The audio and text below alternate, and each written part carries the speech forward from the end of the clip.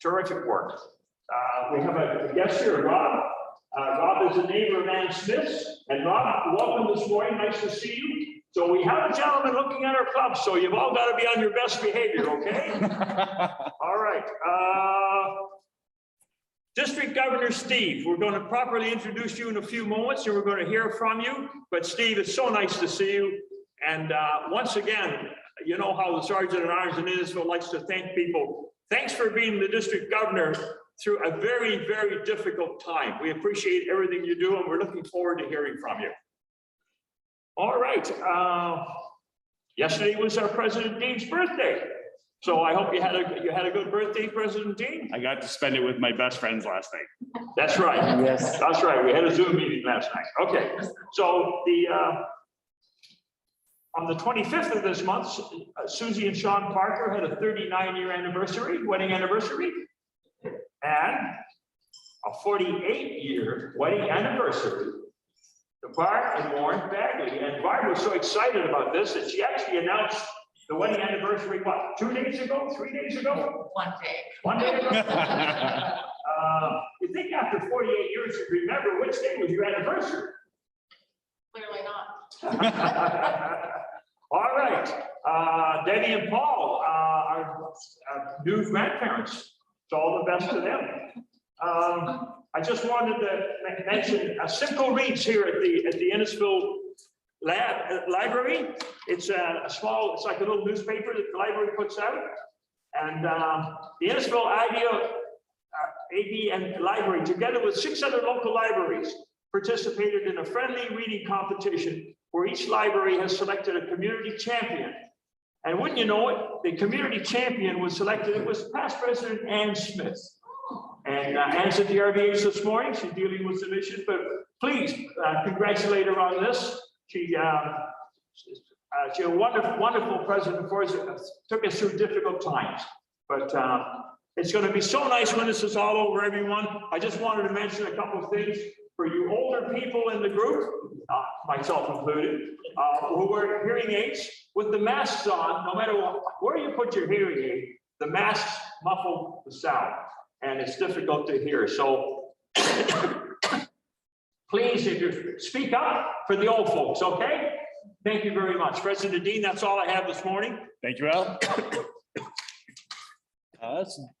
Jen, are you introducing Mr. Meadley this morning?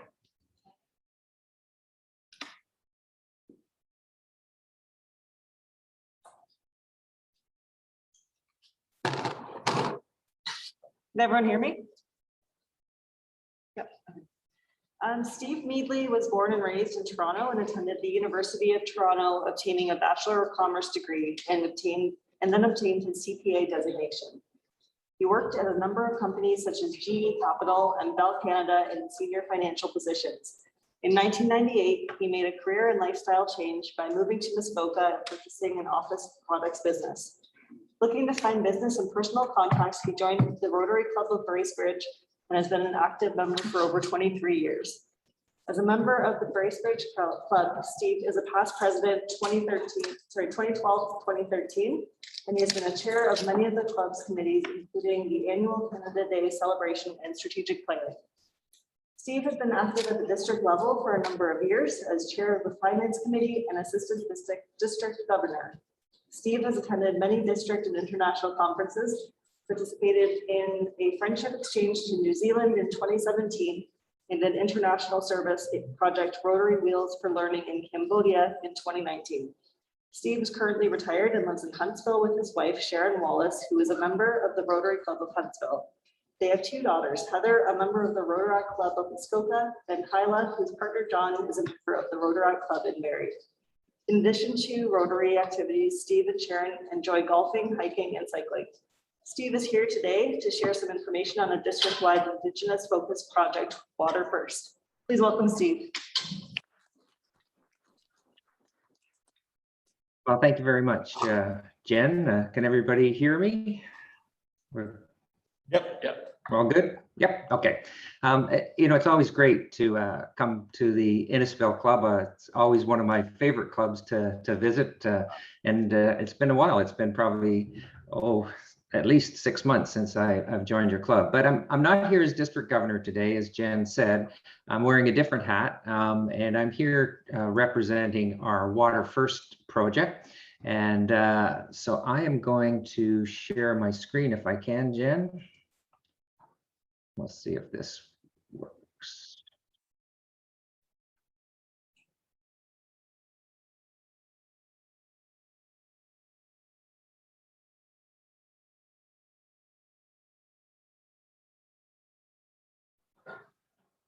Helicopter should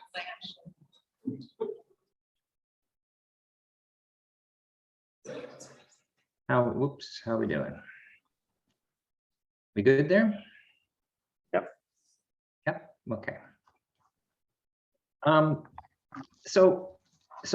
here today to talk about our Indigenous focus project called Water First. And Carol Bateman was supposed to be doing this presentation. Carol's a member of the Rotary Club of Wasaga Beach and is part of the committee that we put together for this project. Carol got a new part-time job and started at 8 o'clock this morning, so she didn't think she would have time to do the presentation today. So you're kind of stuck with me, I'm afraid. So I'll do my best just to get to take us through this project. So Rotary is, as we all know, is very good at sort of addressing the needs in our local communities, such as providing support to hospitals, food banks, etc.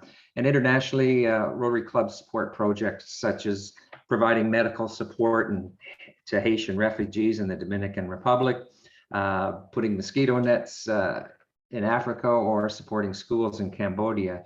But what we often don't address, though, are real serious issues or real serious needs outside of our local communities here in Canada. And one of my goals as district governor for the current year 21-22, I wanted to find a project where Rotary could make a difference in Canada, and specifically in the area of helping our First Nations, Indigenous people solve their boil water problem. And Water First, I think, is the perfect project that specifically meets these goals. As we know, Rotary has 7 areas of focus, one being water, sanitation, and hygiene. And through water, sanitation, and hygiene programs, Rotary supports activities that encourage the management and protection of freshwater resources and provide universal and equitable access to safe drinking water and sanitation and hygiene. Here in Canada, First Nations boil water advisories are a problem communities face right here in our own backyard. And here's the problem. In Canada, 13.5% of First Nations communities are under a boil water advisory. And here in Ontario, that number is 40%. So 40% of First Nations communities here in Ontario are under a boil water advisory. Water First collaborates with Indigenous communities to address these critical drinking water challenges. The federal government here in Canada is responsible for services and infrastructure on reserves. And what happens is First Nations communities often get awed by this big pot of money that's made available by the federal government to build a water treatment plant. They take it because who knows when these funds will be available again. But there's no money to pay for someone to operate and maintain the facility, just money to build the treatment plant. Here in Ontario, water is governed by the provincial and municipal governments, unless you're a First Nations community where it is a federal responsibility. And First Nations get much less funding for water treatment infrastructure and operations from the federal government than they would if the province, or if they were if they were governed by the province, or if they were a municipality of a similar size.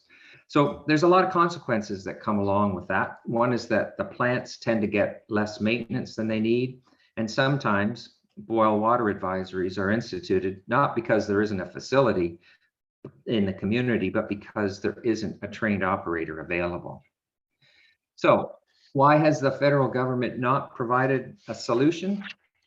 The Truth and Reconciliation Committee said that Indigenous communities cannot effectively control the delivery of their services because the federal government has not created a legislative base to hold itself accountable. And there are many reasons why the water treatment plants don't function properly in Indigenous communities. Often they're undersized, so there's a lack of capacity to serve community needs. There's poor and improper design. There's other faulty equipment like sewage, power generations, things like that going out, or there's just inappropriate technology. But most importantly, there's a lack of funding or training to ensure the infrastructure is properly maintained, and an inability to retain certified water plant operators. The water crisis persists due to inadequate funding, confusion about jurisdiction, and poor water management, monitoring personnel, and training. So technology alone doesn't provide clean water. It's the people who run the systems that are critical. And it's a pretty complicated system, especially in remote communities. Research has shown that sometimes boil water advisories were instituted not because there wasn't a facility in the community, but because there wasn't a trained operator available. So, who is Water First? Water First is a registered charity that was started by John Miller in 2009. It's based in Creemore, Ontario. And Water First is Canada's leading non-government organization dedicated to helping First Nations communities solve their local water challenges through education, training, and collaboration. So together with First Nations communities, Water First is working to solve the issue that water treatment plants have no ongoing training in water management once the treatment plant is built.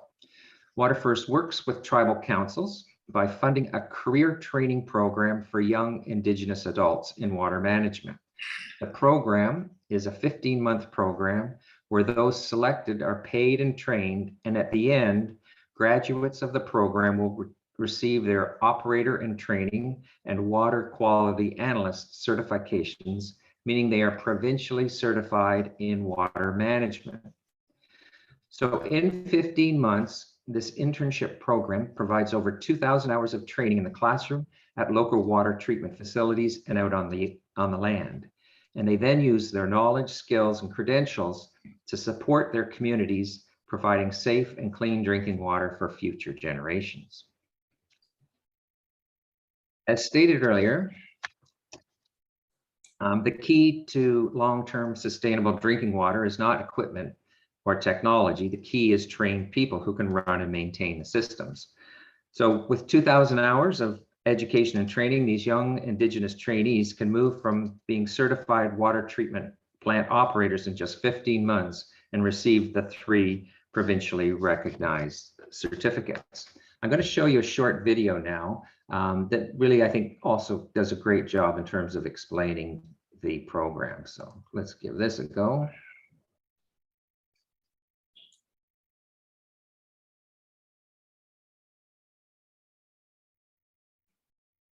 The boil water advisory crisis in First Nations communities across Canada, it sadly involves 20% of First Nations communities that cannot drink their tap water. Provincially, it is 40%, 4 out of 10 First Nations cannot drink their water.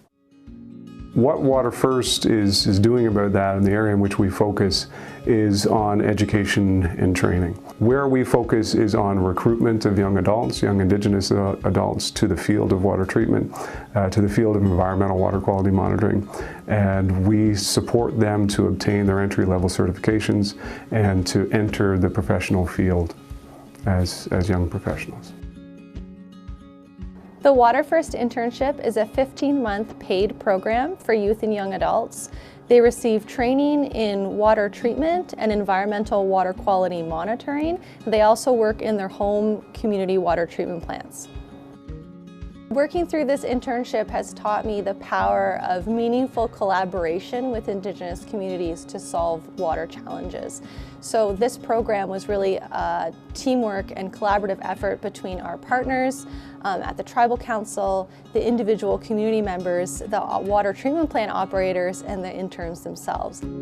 Amy Wabus was one of our most enthusiastic interns. She always lit up the room when she came to class for the workshops and really brought everybody up. During the internship, we tried to blend traditional knowledge from the elders and the Western knowledge that we were teaching. Some of the things that we did were starting our workshop with a smudge ceremony.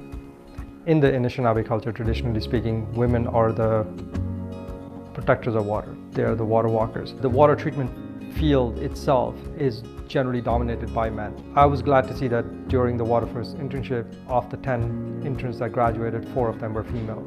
And Amy was one of them, and she's working full-time at water treatment plant in Perch Island.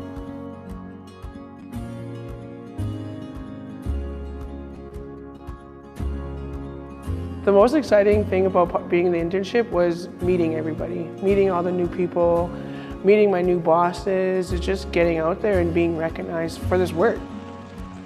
A typical day at the plant is I get to the water plant, have a coffee, chit chat with my boss, and then we're working. I'm going out, I'm checking the low lift, making sure everything's working, the pressure relief valve, and then up from there I'm going to the elevated storage reservoir to make sure the water is safe for everybody to drink through the distribution system. But after that, I come to the plant, I sit in the lab for, I don't know, an hour of my day, an hour and a half, and I'm testing it. I'm making sure the chlorine, there's enough chlorine and not too little of chlorine. I just want to make sure it's healthy. It's my community. It's where I come from. I take pride in what I do. Getting into this internship, to be honest, I didn't know what I was signing up for. I came in here for a job and I ended here with a career. My family's set from this. Like, having this for my son and I is the best thing.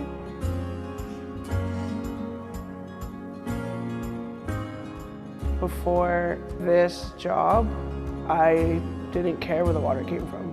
I turned that tap on and it was that. As soon as I got this job, and knowing what the operators do behind the scene and they don't really get recognized for it, is the change there. You need to find people that take pride in it and they want to have that for their next generation. That's why I'm doing it, is for my family, for everybody here. You don't have to worry, you'll have this. The Water First internship program over the next 3 to 5 years, the plan is to expand the program to an additional 75 First Nations communities, primarily in Ontario and perhaps to some neighboring provinces. What people can do to support the internship is they can reach out to Water First, they can donate, they can become volunteers, help us work on awareness of the programs that we do, and both among Canadians and among Indigenous communities that we hope to be working even more with. We wouldn't be here today as an organization, and particularly with the internship program, if we didn't have the support of donors.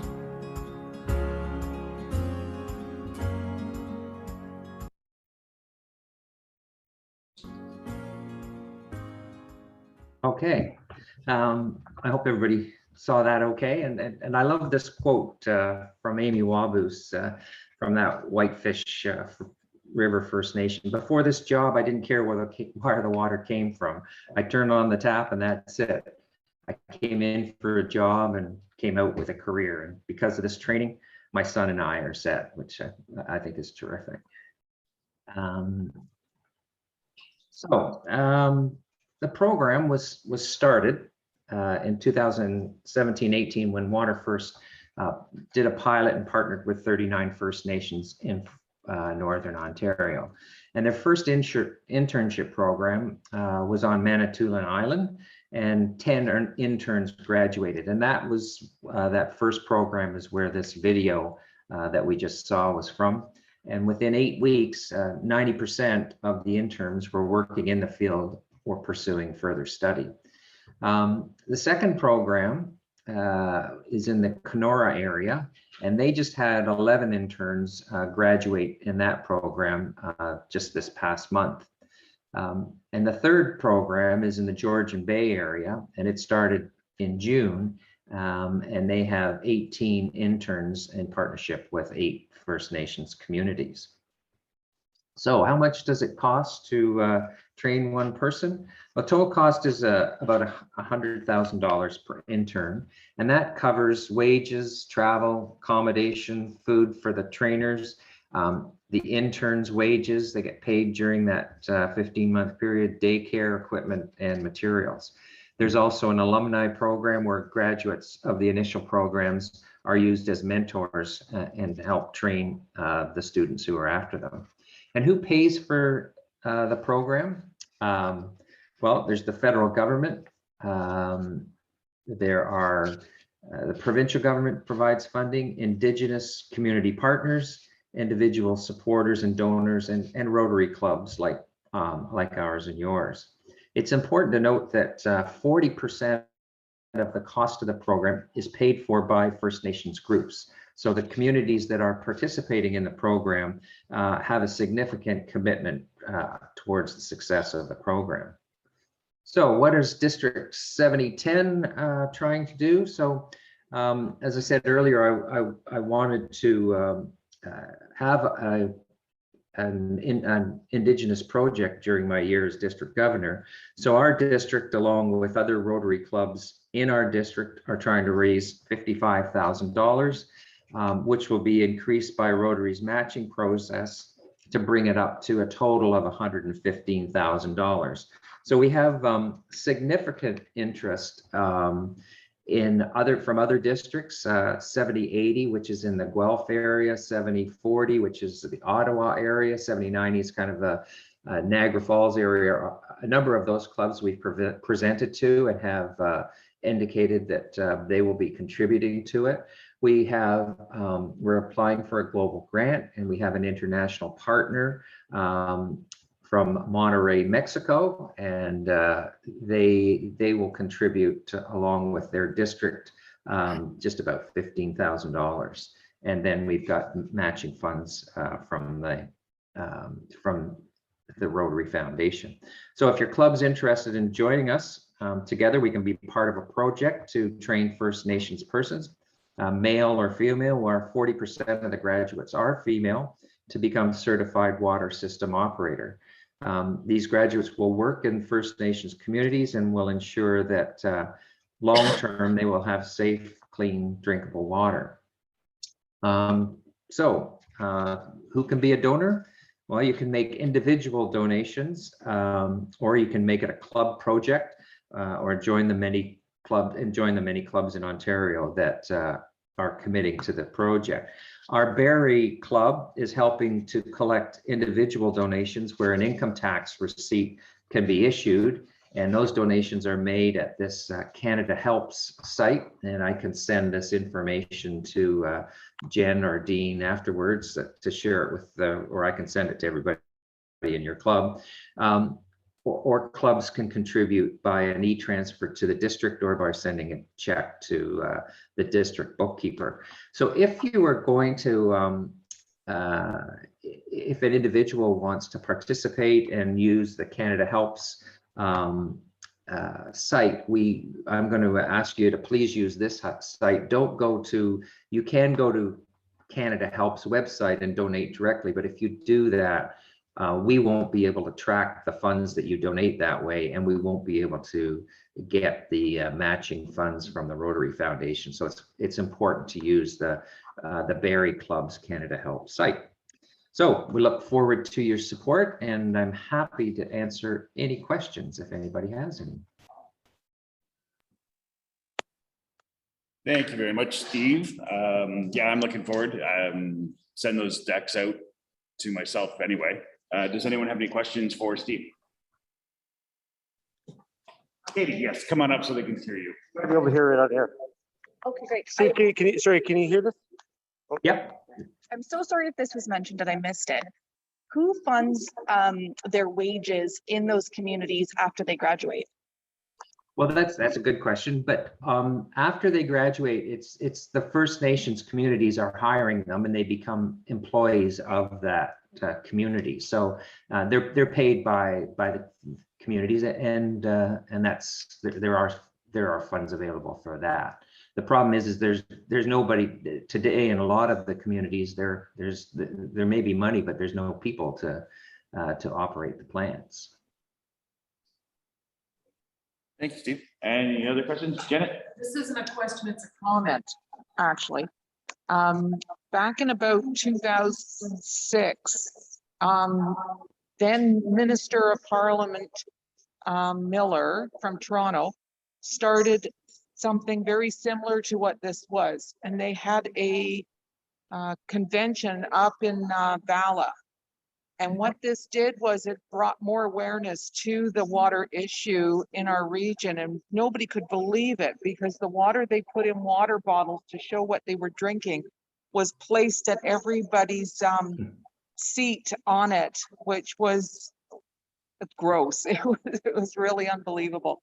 So it's good to see that they're taking more of a dedicated focus on the water of Ontario and other across Canada.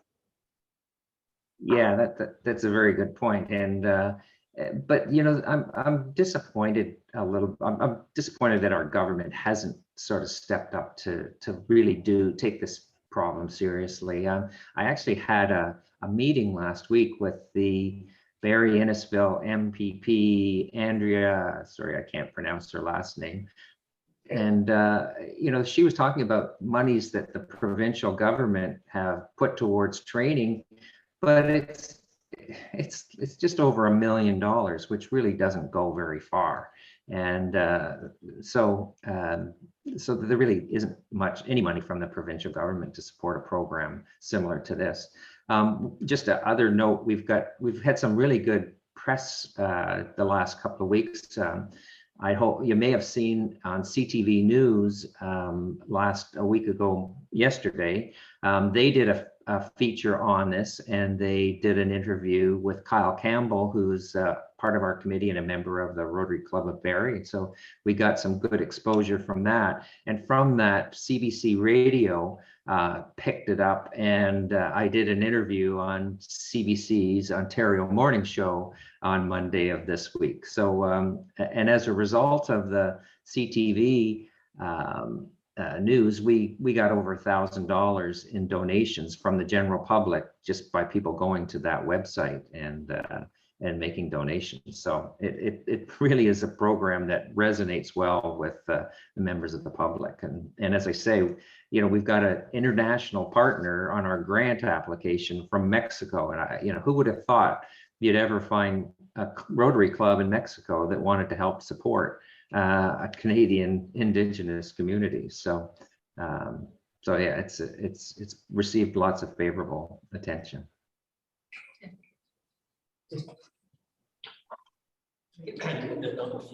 I know. It's like the Doppler effect in a baseball game. Steve, are there college programs that train people besides the First Nations that are participating in this program? Yes, there are college programs that you can go through, or there's provincially organized programs that give you the certifications that these Indigenous youths will end up getting at the end of their training. So yes, if you were non-Indigenous, there is provincially certified programs that you can go through to become a water treatment. That's what you have to do to run if there was a water treatment facility in, say, Innisfil or in a smaller community in Ontario. Yes, does that answer your question? Yeah, I'm just wondering if the funding is $100,000 per student, is that correct? Yes. So if they went to a regular college and got the same certificate, like say Georgian or whatever, if they had the program, would that not be by the government? Well, yeah. Then there's other costs involved too. You can see that I guess the benefit that Water First sees in this program is that the training takes place right in their communities, right in their water treatment plant, right in the area where they will work after they graduate. And so, you know, it's a bit of a trade-off where you move the students off the First Nations communities to someplace like Toronto for 15 months, or you bring the trainers to the communities. And it's more than just it's more than just the certification that these youth receive. They, you know, they're paid a wage during the time, so there's some costs for that. There's daycare facilities that are available to them, but they also, many of them don't have the basic level of education that you are, like a high school degree, and so they're missing courses, and the program brings them up to speed so they get their high school degree, which will enable them to go to or enable them to complete the course. So it's more than just taking them and giving them a program that they would get at a community college, for example. And I think the community college one is a 2-year program. So this program takes the 2-year program and is condensed. So as I say, if you were to take them away, there's still significant costs with that. But Water First feels bringing the trainers to them, working in their communities, is much more effective. Yeah. Plus, I think it also means there's a much higher probability that they will remain in their community if they're trained and working with other members of their community, rather than send them away, train them, and they could then theoretically go and get a job anywhere. Well, that makes sense, hands-on training as well in their communities. Yeah. Thank you. Okay. And Barb, I think we have time for one more, so you can finish the questions. District Governor, good morning. And can you tell me if there's any measurable results yet? Have they seen illnesses on the reserve go down? Have they seen healthier children? Any of those kind of things, or is that still a little way out? Well, I think, Barb, it's still a little way out, because the graduates in the first program was just over a year ago. The second program just graduated this month. So, the real measurable results so far, I think, are, the number of people that started the program and graduated, and they've all done that, and the number of people that have stayed within their communities, and 9 out of the first 10 stayed within the communities.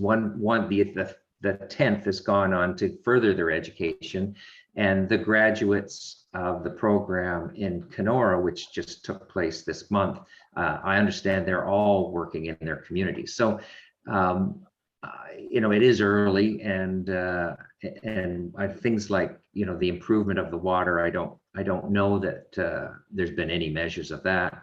I think the first thing to measure is, are the plants working, and that's certainly one of the objectives, right? Thanks, Steve. Thank you, Steve, very much for being here today. I know we'll be gracious with your presence soon again for another 2 weeks. I think I'm back in 2 weeks in person to do my district governor visit. So looking forward to that. So are we. But again, thank you very much. You're more than welcome to stay for the rest of the meeting, but we're going to carry on with our business today. Thank you, sir.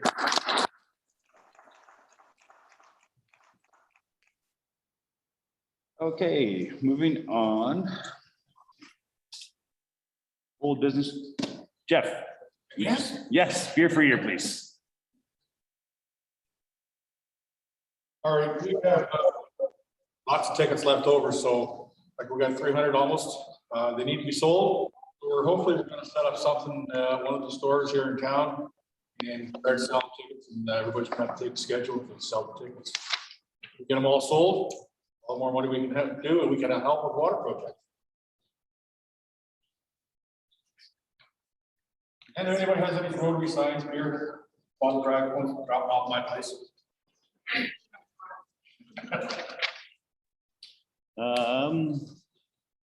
Thank you, Jeff. Sorry, I'm working off an old agenda here.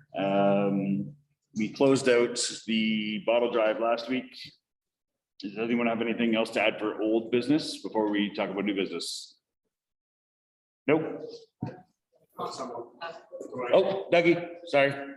Oh, I just want to add, at last night's board meeting, just to wrap up the bottle drive, it was approved that we're going to give back $200 to the LaFleur Legion Hall for allowing us to use their site and being so supportive and helping us raise awareness in Lefroy.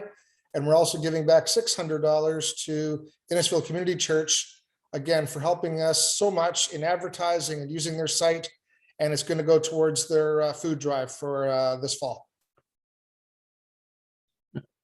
Thank you, Doug. I know, Jen. How much was actually raised?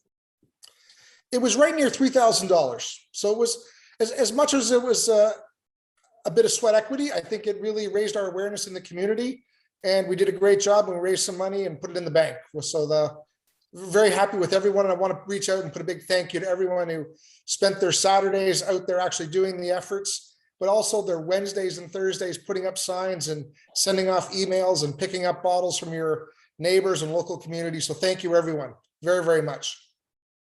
And I know some people have been taking bottles back. If you have funds that aren't to Mr. Hoagie, please make sure you get them in right away so we can write the checks. Any other questions for that? Oh, do you want the big check? Giant check? Yeah, I guess we can do a giant check removal. Thank God, somebody else gets it now. I'll bring that into you, sir. I'll put it in my office. Right, on to new business. Last night we did have our board meeting, so there was a couple things to discuss. We discussed with Ice Corp the Santa Claus drive-through Santa Claus parade, which will be happening on the wrong one, the 29th, I believe. 28th of November. Yes, 28th of November. So we have agreed to be a part of the parade. We will not be doing the hot chocolate drive. Just with COVID restrictions, handing things to people through cars makes the best sense. But we'll be looking for volunteers out there to wave and smile and greet children. And last year was a success. Yeah, just like that. Last year was a success. As I stated last night, I hope it is not half as cold as it was last year, because that was terrible. But a good time. Any questions about the parade? Nope. Brandy is not online. No. And did you want to say anything quickly about the polio walk? Like a save the date, I guess. Sure. Can you hear me from here? They can, it'll be kind of echoey. If you can come a little closer. Thank you. Thank you, Ann. So Brandy, our foundation chair, would like to have the polio walk again this year. Same thing as last year, start at the No Frills parking lot and walk to Sobeys along Innisfil Beach Road, October the 24th. So that's a Sunday. So she's thinking in the afternoon. So if people are free and want to come join us, she's hoping there'll be lots of people around that time of day on a Sunday, and then we can chat about what it's all about. Thank you, Ed. And the one last thing to go over, Whitney, if I can call on you to discuss the board's choice with the apple dumpling books. Of course. Can you hear me? Absolutely. Perfect. Okay. So we are going to move ahead with the apple dumpling books this year. We're going to do one for every grade 2 classroom. And I'm going to be organizing speakers so we can do a virtual reading. And books have been ordered. I placed the order yesterday. So every kid won't get a book this year, but we'll work on getting started earlier next year. So every kid, we can find a fundraiser so every kid can get a book. But this year, each classroom will get a book, and I'll have some great readers. I'm thinking of Tim, and we'll have a great time anyway later this fall. Thank you very much, Whitney.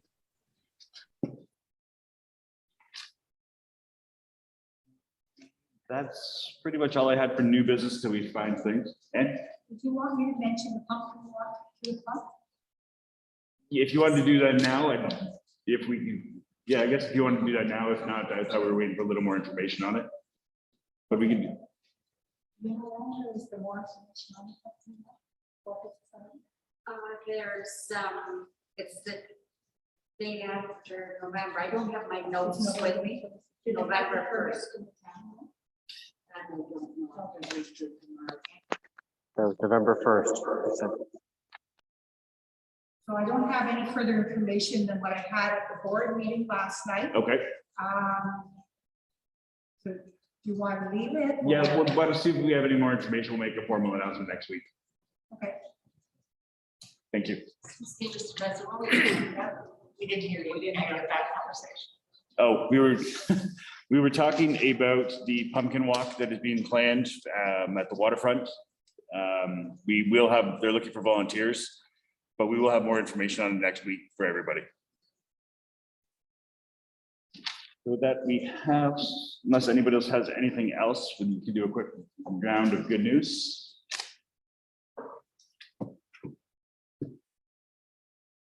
Paul, is Debbie still with you? She had to leave, but obviously you heard the news. We welcomed our grandson Brady Jackson. He hopefully come home today, so we're all excited about that. Of course, he was named after the quarterback as opposed to me, but that's okay. This is your first grandchild? It is, yes. Wonderful, wonderful, terrific. Who else we had up there? Mr. Meadley, would you like to share some good news with us? Yeah, thank you, President Dean. My good news is that there's lots of activity going on with respect to my district governor visits. I was able to go around and see about 9 clubs before the district conference, and for the month of October, I think I've got about another 10 or 15 clubs that are already lined up. So that's good news, that I'm getting to see clubs and getting to see some of them in person and some of them by Zoom. The other good news, which I should have shared with you during my Water First presentation, if you've been seeing the emails from Bill Hagborg, we had the Rotary Club of Sudbury Sunrisers. One of our members works for the radio station there in Sudbury, and there was a local fundraising project from the one of the local car dealers, where three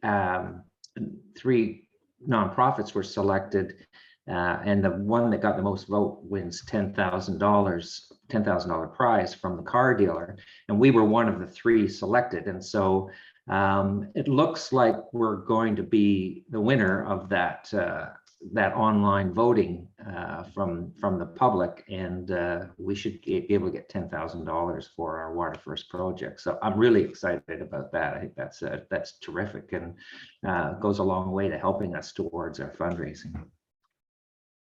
Great to hear. Doug. Just happy to be here, having a great day, and looking forward to next week. Thanks, sir. John. Same here. Happy to be here. Glad I made it this morning, and all the best to everyone this week.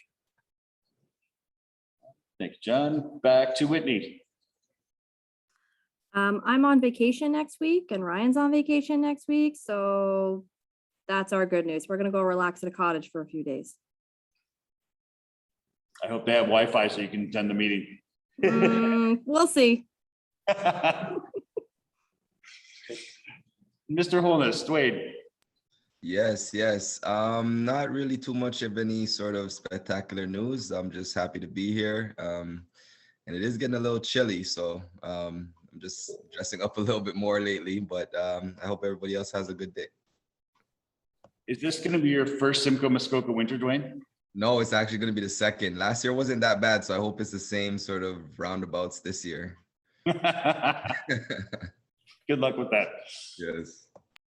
Tim. Yeah, it's been crazy busy lately, not bored at all. So otherwise, just happy to be here. Mr. Al. So some time ago, we had that terrible news that Troy Scott, the manager, owner of Foodland in Stroud, had passed away from COVID. And Troy was probably one of our strongest supporters in the community of Innisfil for the last 10 years. Really helping us out with the food bank. Everything he did, he went 110% for Rotary. Well, just a while ago, they decided rather than have a celebration of life for Troy. They would have a golf tournament with all his buddies because he was an avid golfer. And I attended the golf tournament along with Mayor Dolan and John Bassard, our member of parliament. And the three of us were able to say a few words to the crowd. And it was the big crowd, but they were spread all over the golf course. I got a call last night from Greg Membry, the manager of the golf course. And the money that was raised from that golf tournament, and I think it should be substantial. It's going to be split between the food bank in Innisfil and the Rotary Club. And so he's, yeah. So we're going to make arrangements to have a check presentation to our club. We'll sort that out today, and I'll let everyone know how we're going to do that. I'm not sure if we'll come here to a meeting or we'll attend the golf course, but there is a check coming. So in Troy's memory, you know, he's been gone for a while now, but he's still working for the Rotary Club. So it's great news. Thank you, Al. That is great news. Rob, did you have anything to share with us? Speaking of golf, yesterday was a lovely day. So my good news is I went out and played golf yesterday. It actually did come with some bad news. So it was the scorecard.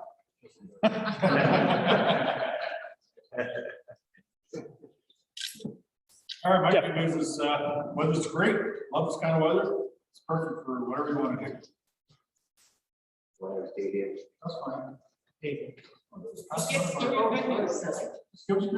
Oh, good news. I'm just grateful to be here. And additionally, yeah, I was blessed with the round of golf that I was never referred to. The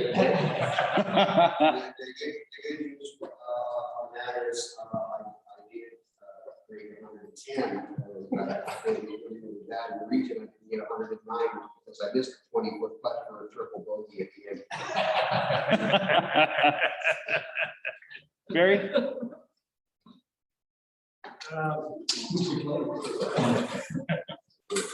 Our three kids, call them kids, they're all in their 30s now, and it's hard to believe. We got together and Lynn and I are going to B&B and then late this coming week, next week.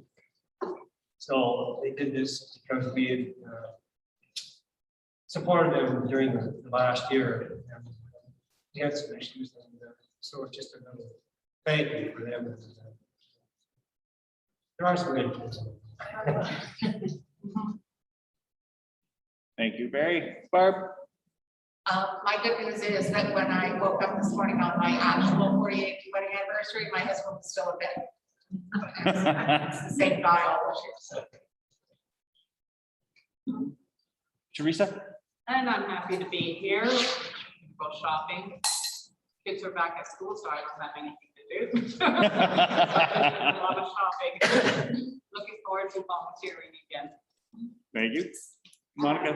Good morning. I guess my good news is it's kind of that good news that I see the end of COVID. Like I see where my life is changing, where the last 18 months I've just been kind of in my pajamas working like crazy. My kids are back to school, they're back to school sports, they're out of school sports, working. It's like I need to collect with my calendar again. So it's that good news, like things are starting to turn around.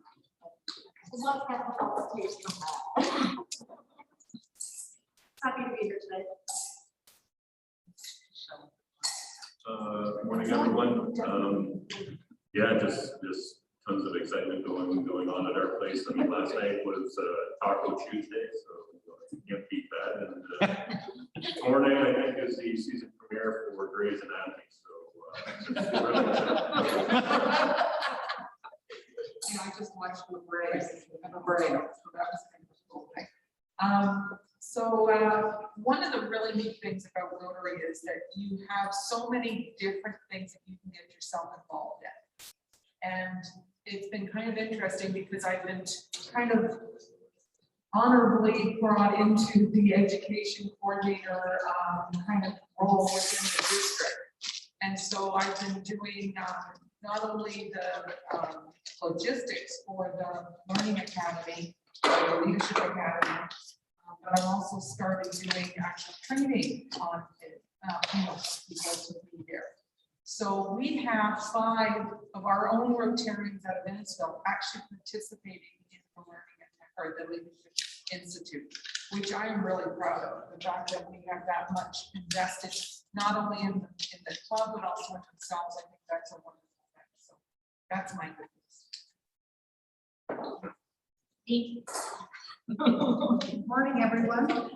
My youngest granddaughter, who's now about 4.5 weeks old, has gained enough weight that she weighs 5 pounds, and she's no longer considered high risk. So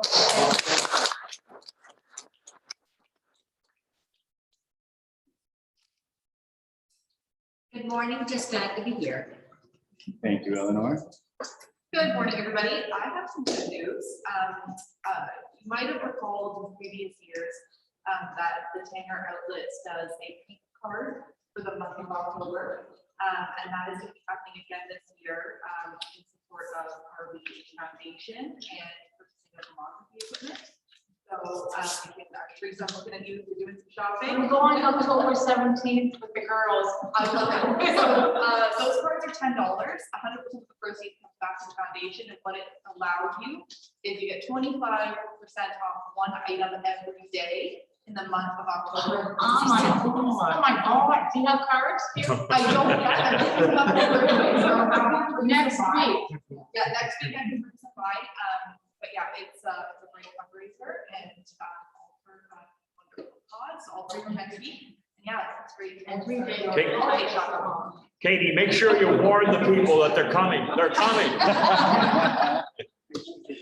Katie, how much are they? $10. $10? Yeah, I'll bring some next I'm week. excited. It's like one card, like almost like the debit card that you use each day you go. Exactly, you just show it and then you get 25% on one item in your purchase. You have to go every day, but I mean. I'll go every day. Please stay away from my wife. My good news, I'm just happy to be here. Happy that things are going strong and we're growing in numbers. So Janet, do you have anything for Learning Corner to close us off? I'm going to do something that's a little bit similar to what Doug is doing. Rotary Friendship Exchange. An interesting Rotary program of fellowship is the Rotary Friendship Exchange. This activity, originally recommended by the New Horizons Committee in 1981, is intended to encourage Rotarians and spouses to visit with Rotarian families in other parts of the world. It may be conducted on a club-to-club or district-to-district basis. The idea is for several Rotarian couples to travel to another country on the Rotary Friendship Exchange. Later, the hospitality is reversed when the visit is exchanged. After a successful pilot experiment, the Rotary Foundation or Friendship Exchange has become a permanent program of Rotary. The Rotary Friendship Exchange is frequently compared to the Group Study Exchange program of the Rotary Foundation, except that it involves Rotarian couples who personally pay for all expenses of their inter-country experience. Doors and friendships are opened in a way which could be not duplicated except in Rotary. Rotarians seeking an unusual vacation and fellowship experience should learn more about the Rotary Friendship Exchange. Some unusual Rotary adventures are awaiting you. So District Governor Steve went on when he said, and we've known a few people that have done this and had wonderful times. So that was your. President Dean? Yes, Al? Could I just mention to everyone, I want to thank all of you for this morning for showing the proof of vaccine, and then you have to identify yourselves. It seems like maybe we're going a little bit too much, but you know what? We're the only group that's here at the library. We're doing things right. We're setting an example. And thank you so much to everybody for this morning. And Monica, you're right. This is, I look at this meeting as a step getting back to normality. So thanks, everybody. We have to keep doing this until we're told we don't. So if you could just come prepared, it's great. And to finish, 50-50 winner. 579402. I think that's even. Ed is Barb. Yeah. Good job. Yeah. It's your anniversary, leave her alone. Have a good day, everyone. Thanks to our friends on Zoom. Thank you very much. Thank you.